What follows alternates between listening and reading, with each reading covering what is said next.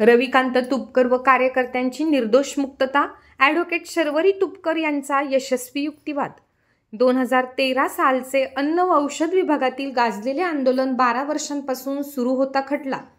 बुलढाणा जिल्हा व सत्र न्यायालयाने 2013 साली झालेल्या अन्न औषध विभागातील आंदोलनातून रविकांत तुपकर व कार्यकर्त्यांची निर्दोष मुक्तता केली आहे। बुलढाणा शहरातील रस्त्यावरील मटणाचे दुकान हटविण्यासाठी तुपकरांनी अन्न विभागाचे सहाय्यक आयुक्त घनश्याम दंदे यांच्या विरोधात आक्रमक होत तुपकरांनी व कार्यकर्त्यांनी सहाय्यक आयुक्तांना बेशरमचे झाड देऊन आंदोलन केले। प्रचंड घोषणाबाजी करून ठिय्या मांडला। यावेळी कार्यकर्त्यांकडून अधिकाऱ्यांमध्ये झटापट देखील पाहायला मिळाली होती। त्यावेळी हे आंदोलन खूप गाजले होते। 12 वर्षांपूर्वी बुलढाणा शहरातील क्रीडा संकुल रोडवरील राजमाता चौक सोळंके लेआउट येथे मुख्य रस्त्यावर एका गृहस्थाने मटणाचे दुकान थाटले होते।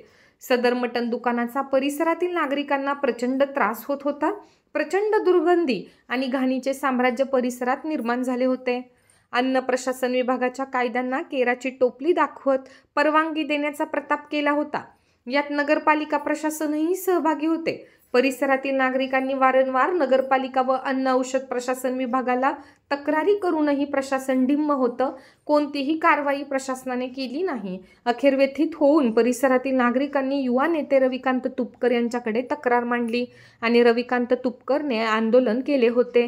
त्यावरून रविकांत तुपकर यांच्यावर विविध कलमान्वये गुन्हा दाखल करण्यात आला होता। 12 वर्षे हा खटला न्यायालयामध्ये चालला। आरोपींच्या वकील ॲडव्होकेट शर्वरी तुपकरांचा व सरकारी वकिलांचा युक्तिवाद जिल्हा न्यायालयाने ऐकून घेतला।